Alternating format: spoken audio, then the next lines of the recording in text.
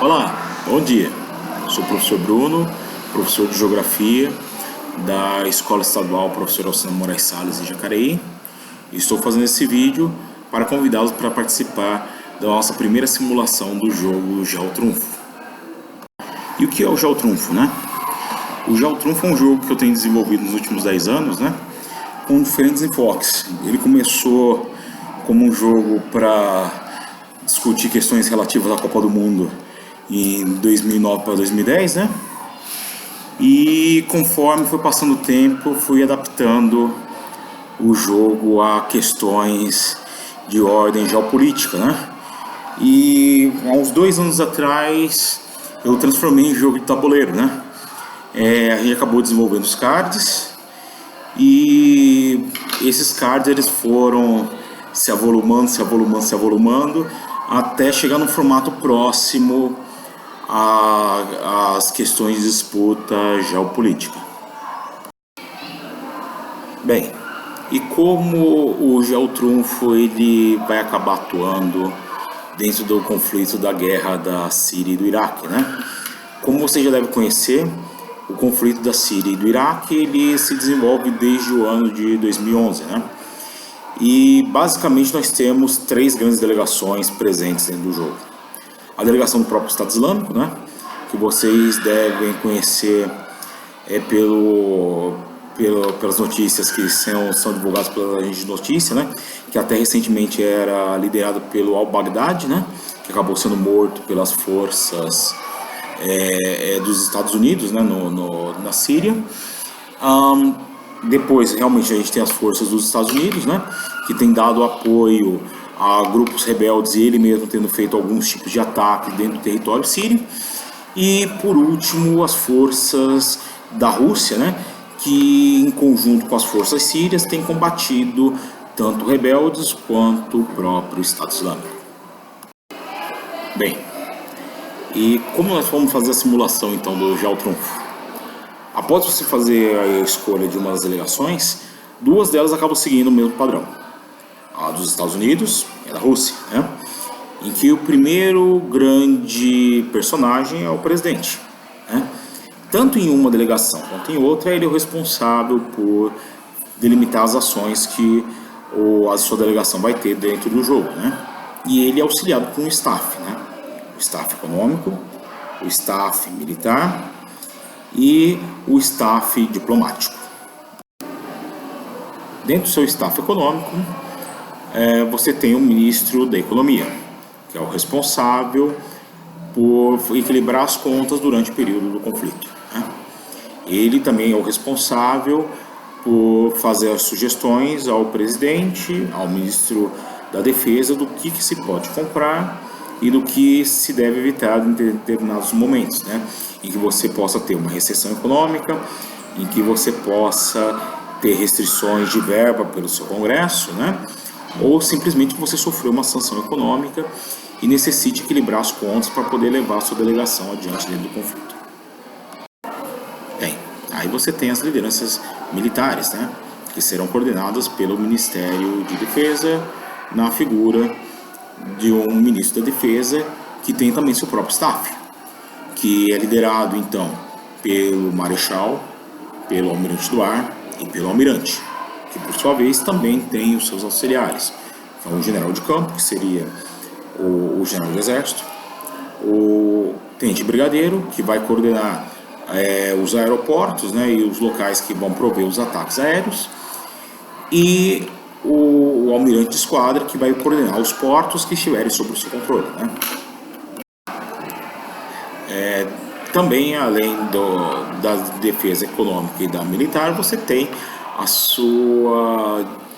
seu Ministério de Relações Exteriores, que vai fazer realmente a defesa do seu país dentro dos organismos da ONU, né, e promover algum tipo de negociação com as forças rivais, né?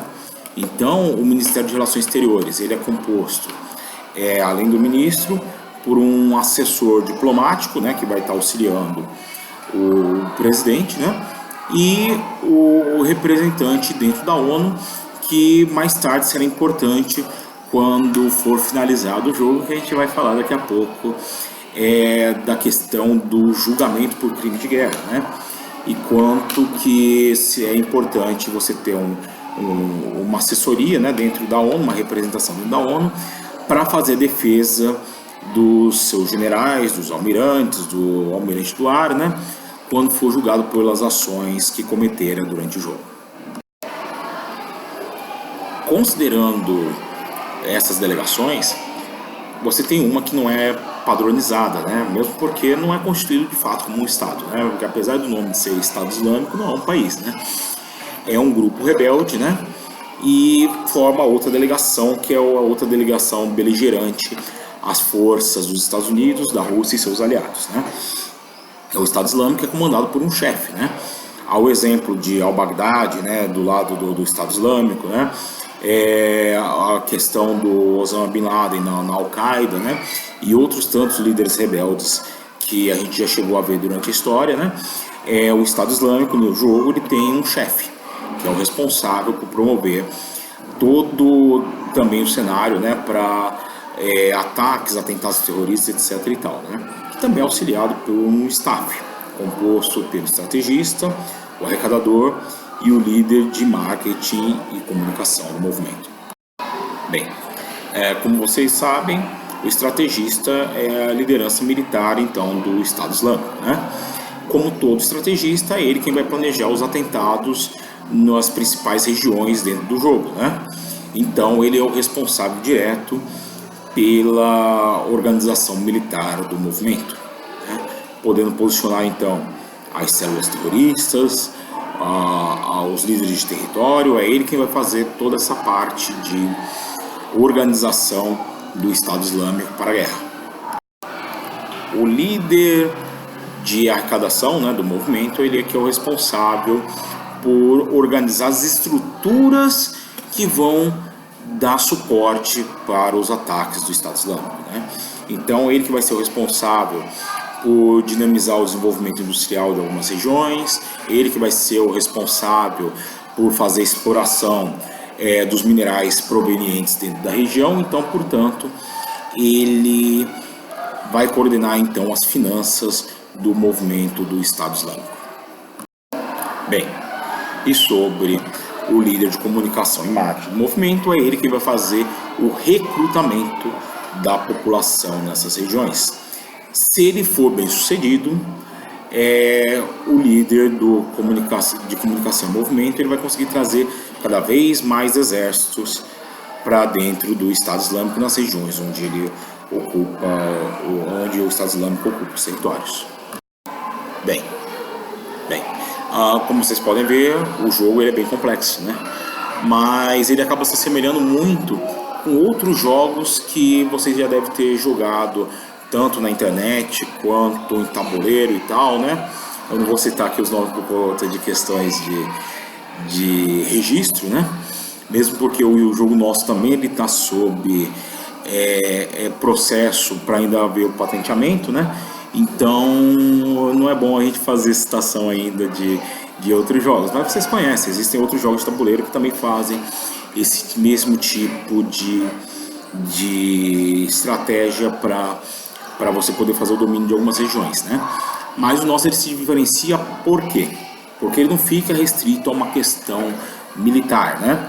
Ele também vai para uma questão de direitos humanos, porque dentro do rol das 49 regiões, entre Chipre, Síria, Líbano, Iraque, Kuwait, Jordânia, Israel e Egito, né?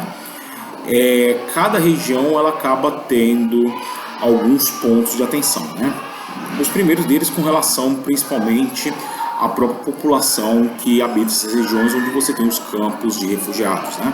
Que devem ser locais em que de toda maneira você deve evitar de ter ataques, né? Posterior a eles, você também tem locais onde tem monumentos históricos, né? Que também devem ser evitados de sofrer ataques, né? Todo ataque a uma região em que você tem monumentos históricos, que você tem campo de refugiados, né? Que você tem hospitais, né? E outros tipos de estruturas, principalmente as estruturas que são dos cards azuis que vocês verão durante o jogo, né? São estruturas que devem ser evitadas de atacar a todo custo.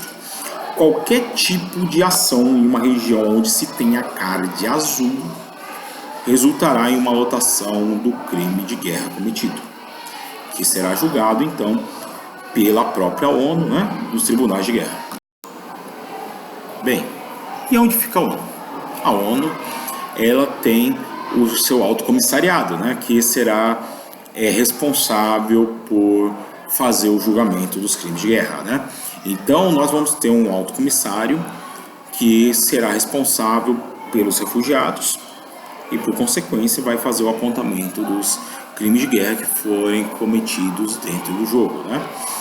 E ele vai anotando passo a passo dos problemas que forem ocorrendo, né? Destruiu um hospital, vai lá e anota, né? O general ele mandou ordenar um ataque numa área com um campo de refugiados, né? Vai lá e anota, né?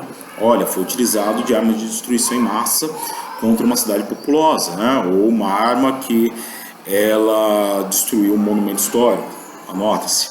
Até a hora em que você mate ou você capture o líder do Estado Islâmico, né? E aí, todas as lideranças que foram capturadas vão ao julgamento, inclusive os próprios generais, almirantes do ar, tenentes brigadeiros, generais de campo, ou outros tipos de personagens, eles tenham cometido crimes dentro do jogo, né? Além dos personagens menores, né?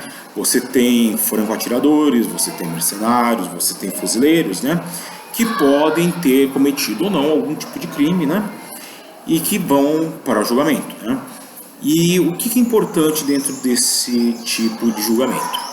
A gente vai tentar simular com o máximo de realismo o julgamento do crime de guerra que for cometido. Em que cenário fazemos esse julgamento? Bem, a gente tem que considerar a correlação de forças que existem dentro do jogo, né? Um general que pertence à Rússia ou aos Estados Unidos, como bem sabemos, são generais pertencentes a potências, né?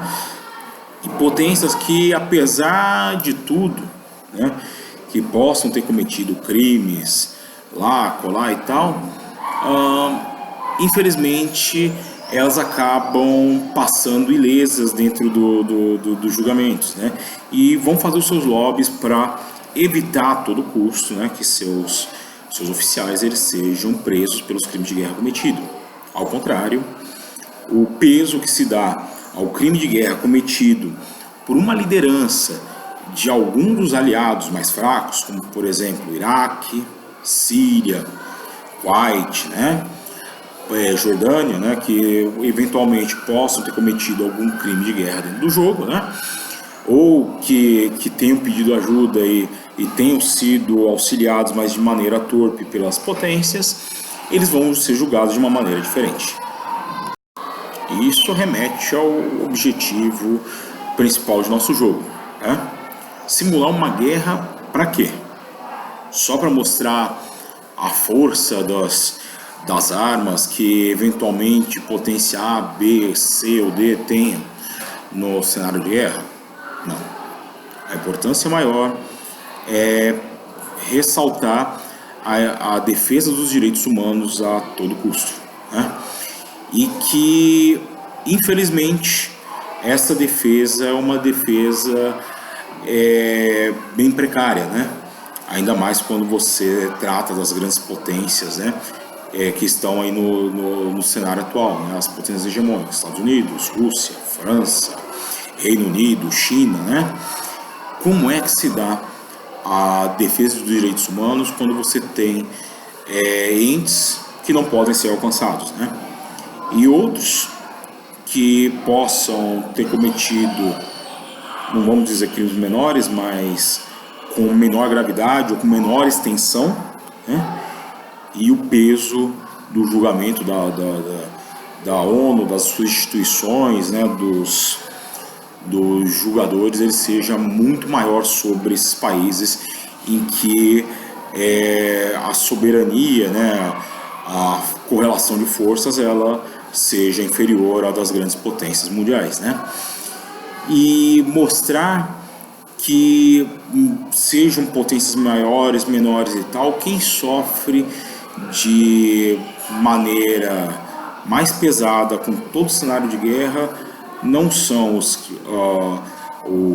empresários, não são os generais, não são os detentores dos recursos minerais, mas sim a população, que fica privada, né, de uma qualidade de vida adequada, de hospitais, de escolas, né, da sua cultura, né, para exploração eventual dos seus recursos por potências ou para beneficiar as pessoas que hoje detêm o poder. Bem, eu espero ter explicado de maneira simples o nosso jogo. Ele deve estar sendo simulado para o início de 2020 com as escolas parceiras e espero poder contar com toda a experiência e ajuda de vocês, né? Que é a nossa primeira simulação aqui dentro da escola de fato, né? Com representantes de outras unidades escolares, sejam elas particulares ou públicas, né? E, bem, aqueles que desejarem se inscrever, o link está aqui abaixo, tá? E eu vos desejo uma boa inscrição e até a próxima.